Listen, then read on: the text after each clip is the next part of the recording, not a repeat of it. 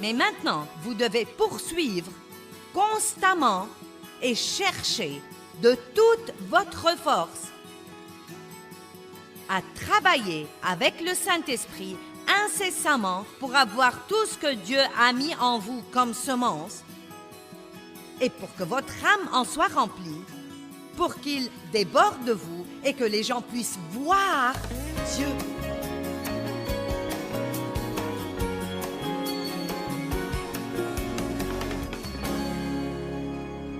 Combien d'entre vous veulent être comme Jésus? En êtes-vous sûr? En êtes-vous vraiment sûr? Bon, encore une fois, en êtes-vous sûr? Bon, eh bien, voyons un verset et ensuite vous me direz à quel point vous êtes sûr. Jean 5, 30, la Bible amplifiée, un verset merveilleux. Verset 30, « Je ne puis rien faire de moi-même, » c'est Jésus, « je ne puis rien faire de moi-même de façon indépendante de moi-même, mais seulement comme Dieu m'a appris et comme je reçois ses ordres. Je juge selon ce que j'entends, je décide comme je suis appelé à décider. Comme la voix vient à moi, je décide et mon jugement est bon et juste et vertueux, car je ne cherche pas et je ne prends pas en considération ma propre volonté. Je ne désire pas de faire ce qui me plaît, mon propre but, mon propre dessein, mais seulement la volonté et le plaisir du Père qui m'a envoyé. Waouh! Vous devriez lire ça probablement 20 fois pour l'assimiler. Eh bien, Jésus a dit, « Tout ce que Dieu me dit de faire, tout ce que mon Père me dit de faire, c'est ce que je fais. Je guette sa voix et je l'attends. Quand il me montre que faire, il n'y a vraiment pas de décision à prendre, car j'ai déjà prédécidé que tout ce que Dieu me demande de faire, je le ferai. » Donc, après avoir lu Jean 5, 30, où il a dit « Je ne suis pas ma propre volonté, je ne fais pas ce qui me plaît. Je ne prends pas en considération ma propre volonté. Quand Dieu me dit de faire quelque chose, je ne me demande même pas ce que j'en pense. Est-ce que je veux ou je ne veux pas le faire? C'est une affaire réglée. Jésus a dit « C'est une affaire réglée, je l'ai déjà réglée moi-même. » Tout ce que dit Dieu, une fois que je sais ce que Dieu me dit, alors il n'y a plus de décision à prendre. Laissez-moi vous demander de nouveau, après avoir écouté ça, combien d'entre vous veulent vraiment être comme Jésus?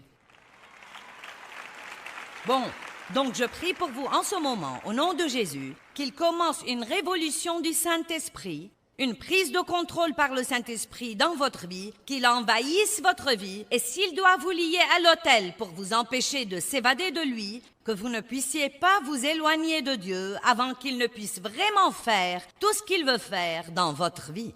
Amen.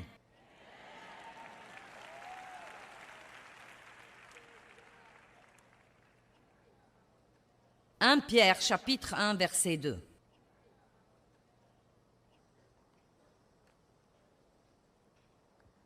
Nous avons été consacrés selon le dessein de Dieu. Consacrés, cela veut dire sanctifiés et rendus saints. Cela veut dire mis à part pour un but spécial. Laissez-moi vous dire quelque chose. Vous n'êtes pas comme tous les autres dans le monde qui n'ont pas Christ comme leur sauveur. Vous ne pouvez pas faire tout ce qu'ils font. Vous ne pouvez pas vous comporter comme ils se comportent. Vous avez été, quand le Saint-Esprit est survenu sur vous, quand Christ a demeuré en vous, il vous a pris et il vous a mis à part pour quelque chose de spécial. Il vous a sanctifié et dans votre esprit, il vous a rendu saint. Vous êtes un esprit, vous avez une âme, vous vivez dans un corps, vous êtes un être tripartite. Dans votre esprit, quand Christ vient vivre en vous, vous avez tout ce dont vous avez besoin là-dedans pour mener une vie de piété et pour vous comporter comme se comporterait Jésus s'il était à votre place aujourd'hui. Tout ceci est en vous. Il ne s'agit pas de ce qui est en vous. Ce que je fais, c'est d'essayer de l'extérioriser.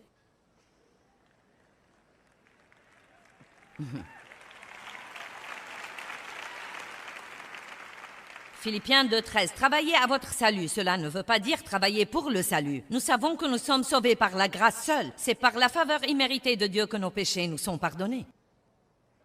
Mais ensuite, il dit, prenez ce salut qui vous a été donné comme un don et travaillez à votre salut avec crainte et tremblement. Donc, après avoir reçu Christ comme votre sauveur, votre but numéro 1 dans la vie à partir de ce moment-là devrait être d'apprendre à faire tout ce que Dieu veut en fait que vous fassiez, de lui permettre de vous posséder en totalité et d'être de valeur pour lui. Et croyez-moi, plus vous faites ça, plus vous serez heureux. Vous serez si heureux que les gens croiront que vous êtes fou si vous donnez toute votre vie à Dieu. C'est notre égocentrisme égoïste qui nous rend malheureux. Que veut dire être sanctifié? Le dictionnaire grec de la Vigne dit que le mot sanctification veut dire séparation pour Dieu. Dites tous, j'appartiens à Dieu. Pensez-y, vous appartenez à Dieu. Combien d'entre vous ont peut-être comme un... Je ne sais pas, nous utiliserons ça comme un exemple. C'est mon verre que j'utilise quand je voyage. C'est le verre de Joyce. Personne d'autre ne boit de ce verre. On n'utilise pas ce verre pour le café ou pour arroser les plantes. C'est mon verre. Ce verre est mis à part, sanctifié pour un but spécial. Maintenant, vous savez tous de quoi je parle. Vous avez des choses que vous possédez et que vous avez pour un but spécial. Vous ne voulez pas que vos enfants y touchent, elles sont à vous. C'est pour ceci, ce n'est pas pour cela, c'est pour ceci. Eh bien, vous êtes comme ça. Vous êtes mis à part par Dieu pour un but spécial. En ce qui concerne ce monde, nous sommes des étrangers et nous sommes de passage. Ce n'est pas notre pays. Nous ne devons pas choisir de résider ici et de nous enraciner dans le monde. Nous sommes en chemin pour quelque part ailleurs et pendant que nous faisons le voyage, nous devons rassembler des tas de gens et les prendre avec nous.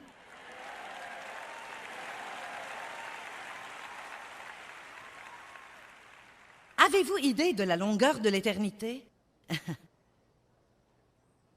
Non, mais même si vous vivez jusqu'à l'âge de 100 ans, et très peu de gens vivent autant, mais mettons que vous viviez jusqu'à l'âge de 100 ans, ce n'est absolument rien par rapport à l'éternité. Ce n'est rien, ce n'est rien. Et même si vous deviez abandonner quelques trucs que vous aimeriez mieux ne pas abandonner, et alors, si nous faisons ce que Dieu nous demande de faire maintenant, nous pouvons être de valeur pour lui. Nous aurons la paix et la joie et nous serons vraiment prêts à passer l'éternité en sa présence. Ne vivez pas votre vie comme si c'était tout ce que vous avez. Vous vivrez pour l'éternité. Vous êtes un être éternel. Et peut-être que vous n'y pensez pas assez, je ne sais pas. Mis à part pour un but spécial et apprenant à vivre la vie qui convient à ceux qui sont si séparés. Séparés d'avec les mauvaises choses et les mauvaises voies.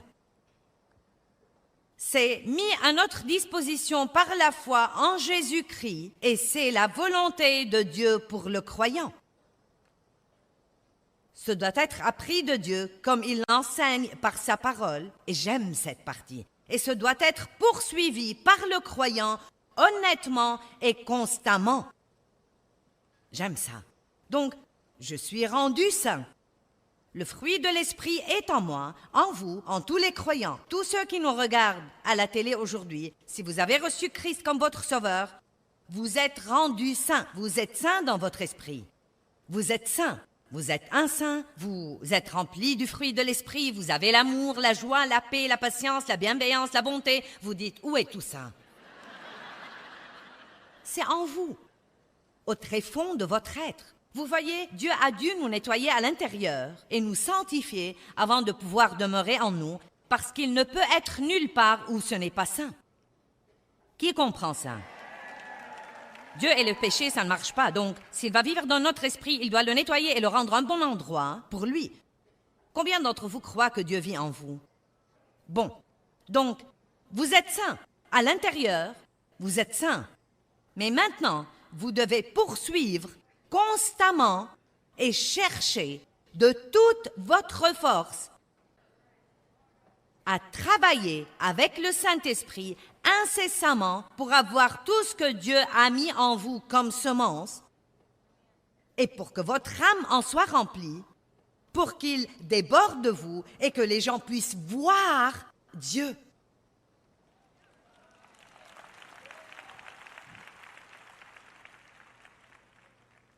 Le pire témoin que nous avons est que nous pouvons à peine faire la différence entre les chrétiens et les autres.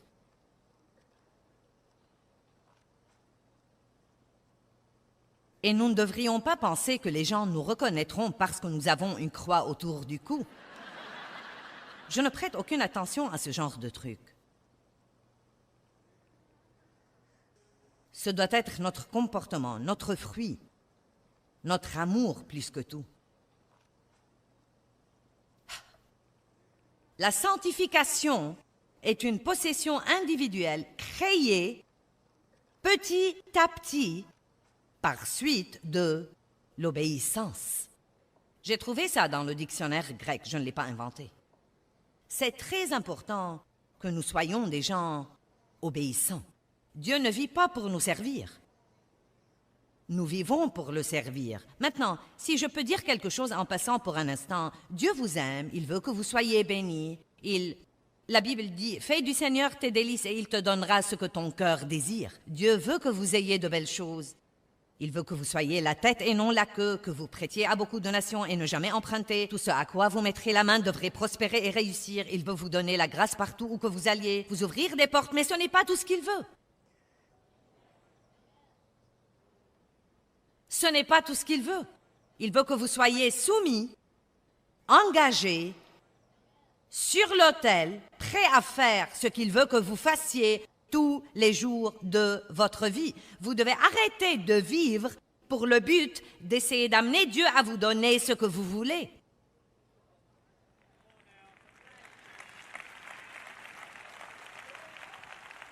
Peut-être que vous pensez, eh bien, ça n'a pas l'air très drôle. S'il vous plaît. Puis-je vous dire quelque chose d'intéressant? Tous ces gens qui sont partis hier pendant l'appel d'hôtel, ils se sentaient...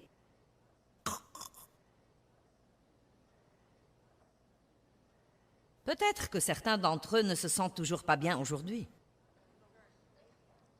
Où est ma joie? Je suis allé à cette conférence, je suis même pas heureux.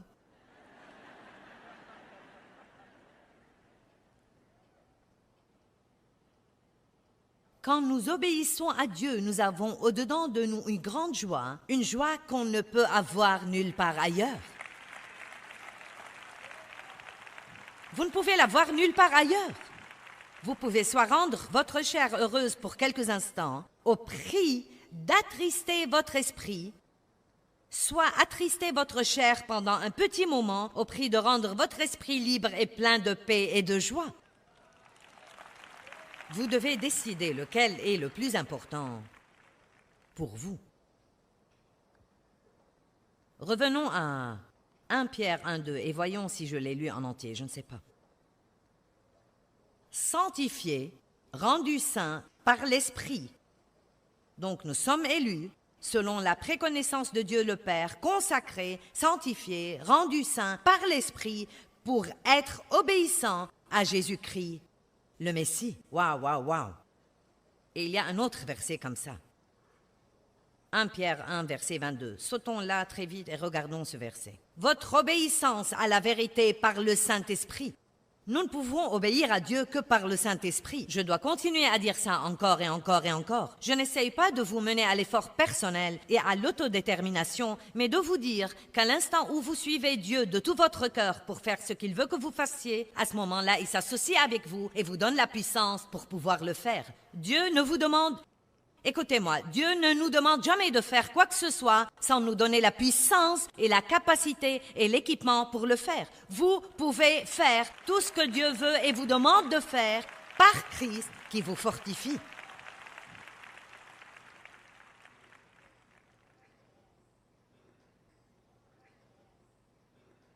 Maintenant, je vais prendre le taureau par les cornes ici. Nous allons voir à quel point vous êtes spirituel à Hershey. Je vais vous dire d'avance que je suis sur le point de marcher sur les pieds de certains. Donc, n'allez pas éteindre votre télévision. Écoutez-moi jusqu'au bout. 1 Thessaloniciens 4.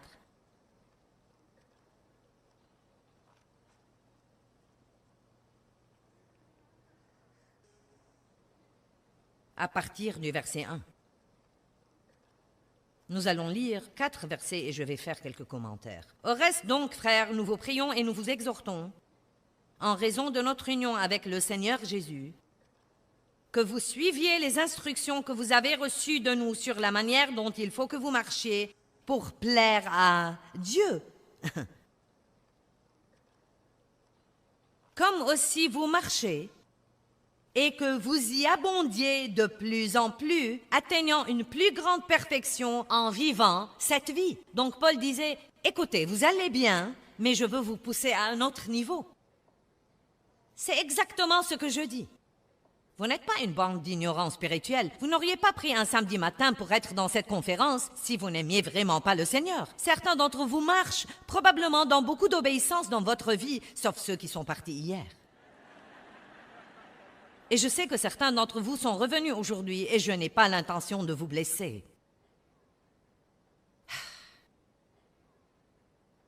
Mais je veux que vous alliez à un autre niveau. Je suis contente de prêcher ça ce week-end parce que ça va m'aider. Je suis si contente que Dieu m'ait appelée à prêcher parce que je dois étudier pour le faire et cela me garde dans la parole tout le temps et me garde. Bon, revenons à ces versets. Car vous savez quel commandement nous vous avons donné par l'autorité et l'inspiration du Seigneur Jésus. Car c'est ici la volonté de Dieu que vous soyez consacrés, séparés et mis à part pour une vie pure et sainte, et que vous vous absteniez du vice sexuel. Maintenant, nous allons parler de sexe pour un instant.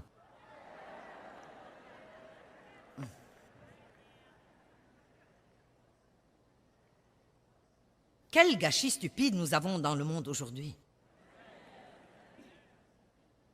S'abstenir du vice sexuel veut dire beaucoup de choses. Le sexe était destiné à être beau et sain et pur, et croyez-moi, ce que le diable a essayé d'en faire est complètement pathétique. Donc maintenant, vous avez des problèmes énormes avec la pornographie. Vous ne pouvez pas ouvrir un magazine et le feuilleter pour essayer d'acheter un pyjama sans que la moitié des gens ne soient nus.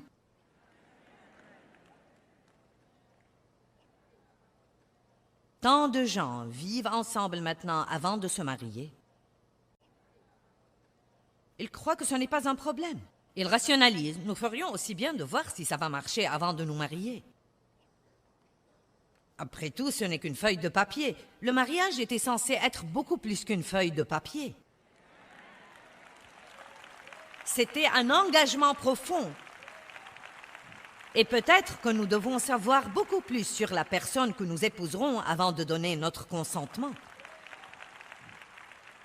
Certains se marient et ne savent même pas ce que pense l'autre de l'argent, ou bien d'avoir des enfants, ou... C'est juste un truc tellement émotionnel, et tout à coup, vous savez, ils se marient, et puis... Prenez votre temps avec les trucs, ne soyez pas pressés. Très peu de gens maintenant ne couchent pas ensemble avant de se marier.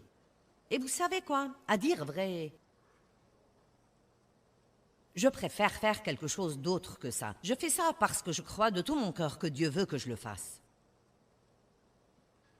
Quelqu'un doit parler franchement et dire « Ce n'est pas la volonté de Dieu et nous souffrons à cause de ça. Non pas que Dieu arrêtera de nous aimer. »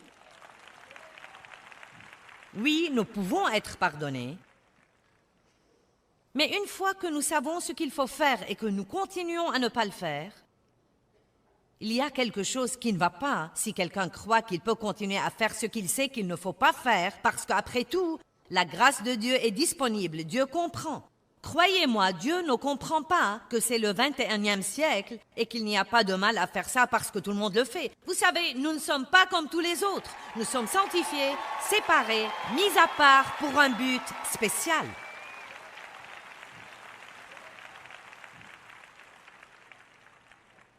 Vous savez ce qui arrive quand les gens couchent ensemble avant le bon moment? Ils retirent toute la beauté et tout l'émerveillement. Personne n'attend plus rien avec impatience désormais parce que personne n'attend rien. Nous avons un problème dans notre société avec la satisfaction instantanée. Tout le monde veut avoir ce qu'il veut et il le veut tout de suite. S'il ne peut pas se le permettre, il le paye par carte de crédit. Il n'y a pas une attente des choses, une attente impatiente des choses, un désir pour les choses, une planification pour les choses, une économie pour les choses, une discipline pour les choses. Et il en va de même pour le sexe. Vous pouvez vous maîtriser. Vous pouvez vous maîtriser. La Bible dit que nous avons la maîtrise de soi. Ne vous mettez même pas dans des situations où cela peut arriver. Si vous avez un problème, sortez avec d'autres personnes saines.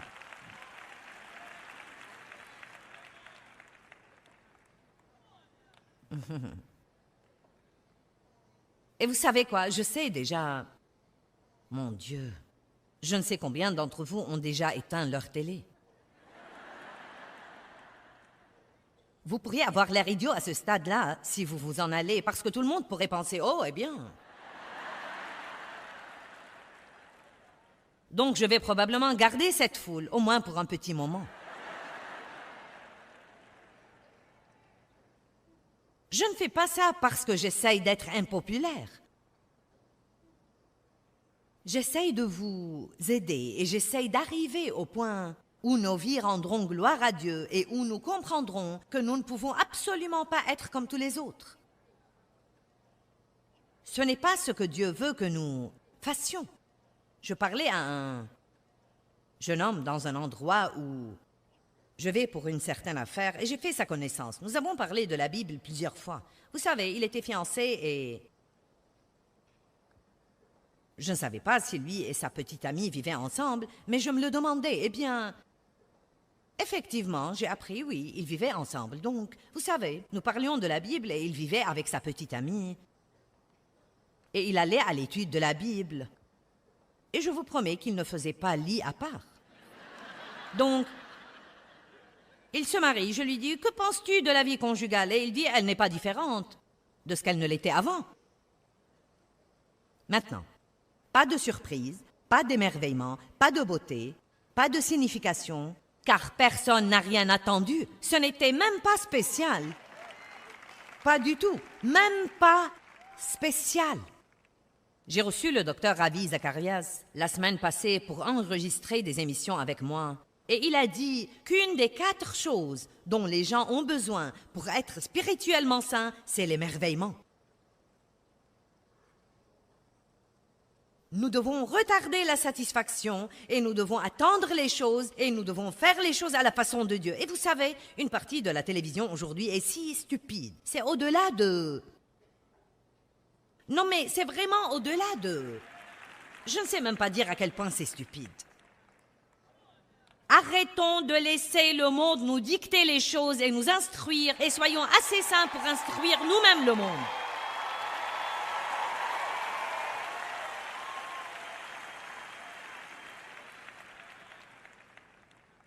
Je veux retrouver l'étonnement, la beauté. Donc, les femmes maintenant, elles font l'amour avant le mariage, elles tombent enceintes, elles ne veulent pas la responsabilité de leur comportement, donc elles se font avorter. Les gens dépensent de l'argent sur les cartes de crédit et quand ils ne peuvent plus payer leurs factures, ils font faillite. Donc, les gens mènent des vies débridées, sans contrainte, indisciplinés et ensuite, quand ils ont un gâchis, ils n'en prennent même pas la responsabilité. Nos lois dans la société aujourd'hui ont en fait procuré une porte ouverte pour que les gens détruisent totalement leur vie. Détruisent complètement leur vie. Eh bien, l'obéissance radicale dans nos vies veut dire que nous écoutons la voix de Dieu et que nous faisons simplement ce que nous croyons vraiment qu'il nous demande de faire. C'est si important d'obéir à Dieu. Un des moyens de libérer la puissance de Dieu dans nos vies, c'est de faire ses pas d'obéissance et d'être fidèles pour faire ce que nous croyons qu'il nous demande de faire.